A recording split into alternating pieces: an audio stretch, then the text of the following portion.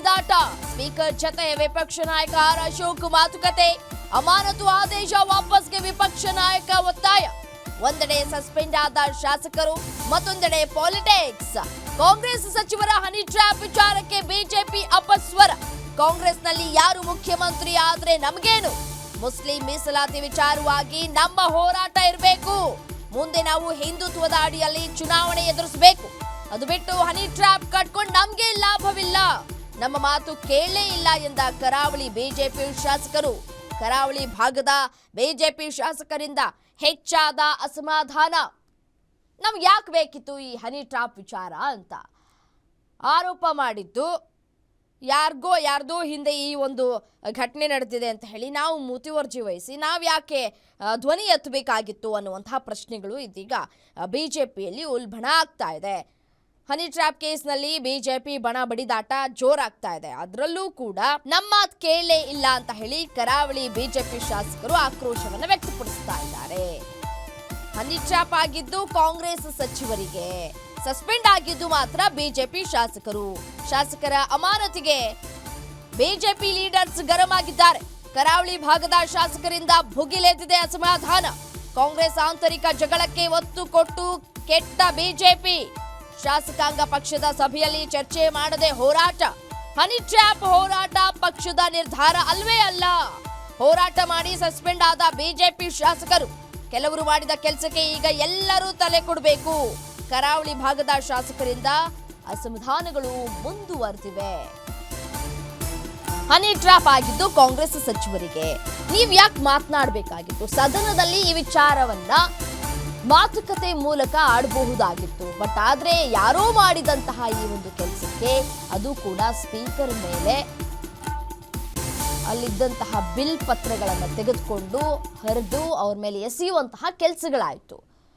ಅವರ ಹುದ್ದೆಗೆ ಎಷ್ಟು ಇಂಪಾರ್ಟೆಂಟ್ ಇದೆ ಅನ್ನೋದು ಗೊತ್ತಿಲ್ವಾ ಶಾಸಕರಿಗೆ ಅನ್ನುವಂತಹ ಪ್ರಶ್ನೆಗಳು. ಈ ಹಿಂದೆ ಈ ರೀತಿಯಾದಂತಹ 6 ತಿಂಗಳ ಪನಿಷ್ಮೆಂಟ್ ಯಾವ ಪಕ್ಷದಲ್ಲೂ ಕೂಡ ಆಗಿರಲಿಲ್ಲ. ಈ ಹಿಂದೆ ಒಮ್ಮೆ ಆಗಿತ್ತು. CM ಸಿದ್ದರಾಮಯ್ಯನವರು ಏನೋ ವಿಧಾನಸೌಧದ ಬಾಗಿಲನ್ನು ಒದ್ದು ಆಕ್ರೋಶವನ್ನು ವ್ಯಕ್ತಪಡಿಸಿದ್ರು ಅನ್ನುವಂತಹ ವಿಚಾರಕ್ಕೆ ಸಂಬಂಧಪಟ್ಟಂತೆ 1 ವರ್ಷಗಳ ಕಾಲ ಅಮಾನತು ಮಾಡಲಾಗಿತ್ತು. ಬಟ್ ಆದರೆ ಆ ಅಮಾನತು ಏನಿದೆ ಅದು ಆದೇಶವನ್ನು ಕೊಟ್ಟಿರಲಿಲ್ಲ. ಸೊ ಹಾಗಾಗಿ ಅವರು ಬಚಾವಾದರು ಆ ಸಂದರ್ಭದಲ್ಲಿ. ಅದಾದ ನಂತರ 6 ತಿಂಗಳುಗಳ ಕಾಲ ಅಮಾನತ್ತಾಗಿದ್ದಾರೆ. ಅಮಾನತ್ತಾಗಿ ಆದೇಶವನ್ನು ಹೊರಡಿಸಲಾಗಿದೆ. ಒಟ್ಟು ಎಷ್ಟು ಜನ? 18 ಜನ ಶಾಸಕರನ್ನು ಅಮಾನತು ಮಾಡಲಾಗಿದೆ. ಈ 18 ಶಾಸಕರೇನಿದ್ದಾರೆ ಯಾವುದೇ ರೀತಿಯಾದಂತಹ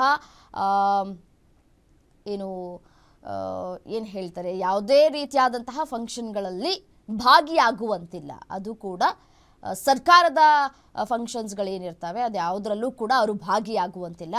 ಮುಂದೆ ಅಧಿವೇಶನ ಕೂಡ ಆರಂಭ ಆಗತ್ತೆ. ಸೊ ಆ ಒಂದು ಅಧಿವೇಶನದಲ್ಲೂ ಕೂಡ ಈ ಯಾವೆಲ್ಲ ನಾಯಕರು ಸಸ್ಪೆಂಡ್ ಆಗಿದ್ದಾರೆ 18 ಜನ, ಅವರು ಕೂಡ ಭಾಗಿಯಾಗುವಂತಿಲ್ಲ. ಸೊ ಹಾಗಾಗಿ ಇದೀಗ ಬಿಜೆಪಿ ನಾಯಕರಲ್ಲಿಯೇ ಕೂಡ ಅಸಮಾಧಾನಗಳು ವ್ಯಕ್ತವಾಗ್ತಾ ಇದೆ. ನಮ್ಮ ಮಾತನ್ನು ಕೇಳಬೇಕಾಗಿತ್ತು ಅಂತ ಹೇಳಿ ಕರಾವಳಿ ಬಿಜೆಪಿಗರು ಆಕ್ರೋಶವನ್ನು ವ್ಯಕ್ತಪಡಿಸ್ತಾ ಇದ್ದಾರೆ. ನಾವು ಹೇಳಿದ್ವಿ, ಇಲ್ಲಿ ನಮ್ಮ ಹೋರಾಟ ಏನಿದ್ರು ಮುಸ್ಲಿಂ ಮೀಸಲಾತಿ ವಿಚಾರಕ್ಕೆ ಸಂಬಂಧಪಟ್ಟಂತೆ ಹೋರಾಟ ಆಗಬೇಕು ಅನ್ನುವಂತಹ ಅಜೆಂಡಾ ಇತ್ತು. ಪಕ್ಷದಲ್ಲಿ ಆಗಿದ್ದಂತಹ ತೀರ್ಮಾನ ಅದು. ಹನಿ ಟ್ರ್ಯಾಪ್ ವಿಚಾರಕ್ಕೆ ಸಂಬಂಧಪಟ್ಟಂತೆ ಯಾವುದೇ ತೀರ್ಮಾನಗಳಾಗಿರಲಿಲ್ಲ. ಅಷ್ಟೊಂದು ರೋಷಾವೇಶ ತೋರಿಸುವಂತಹ ಅಗತ್ಯತೆ ಏನಿತ್ತು ಅಂತ ಹೇಳಿ ನಾಯಕರುಗಳು, ಅದು ಕೂಡ ಕರಾವಳಿ ನಾಯಕರು ಗರಂ ಆಗಿದ್ದಾರೆ. ಕರಾವಳಿ ಭಾಗದ ಶಾಸಕರಿಂದ ಅಸಮಾಧಾನಗಳು ಕೂಡ ಇನ್ನೂ ಭುಗಿಲೇಳುವಂತಹ ಸಾಧ್ಯತೆಗಳು ಕೂಡ ಹೆಚ್ಚು ಕಾಣಸಿಗ್ತಾ ಇದೆ. ಕೆಲವರು ಮಾಡಿದ ಕೆಲಸಕ್ಕೆ ಈಗ ಎಲ್ಲರೂ ತಲೆ ಬಾಗಬೇಕು. ಸೊ ನಾವು ಪ್ರಶ್ನೆ ಮಾಡೋದಕ್ಕೆ ಆಗೋದಿಲ್ಲ ಕಾಂಗ್ರೆಸ್ನ ಯಾವುದೇ ವಿಚಾರಕ್ಕೆ. ಸೊ ಯಾಕೆಂತಂದರೆ ಧ್ವನಿನೇ ಇಲ್ಲದಂತಹ ಸಂದರ್ಭದಲ್ಲಿ ಹೇಗೆ ಧ್ವನಿ ಎತ್ತೋಕ್ಕೆ ಸಾಧ್ಯ ಅನ್ನುವಂತಹ ಪ್ರಶ್ನೆಗಳನ್ನು ಕೂಡ ಇಲ್ಲಿ ಹಾಕ್ತಾ ಇದ್ದಾರೆ. ಒಂದೆಡೆ ಸಸ್ಪೆಂಡ್ ಆಗಿದ್ದಾರೆ ಶಾಸಕರು, ಮತ್ತೊಂದು ಕಡೆ ಪಾಲಿಟಿಕ್ಸ್ಗಳು ಕೂಡ ಜೋರಾಗಿ ಸಾಗ್ತಾ ಇದೆ. ಧ್ವನಿ ಎತ್ತೋದಕ್ಕೆ ಹೇಗೆ ಸಾಧ್ಯ ಅನ್ನುವಂತಹ ಪ್ರಶ್ನೆಗಳನ್ನು ಕರಾವಳಿ ಭಾಗದ ಬಿಜೆಪಿ ಶಾಸಕರು ಹಾಕ್ತಾ ಇರುವಂಥದ್ದು.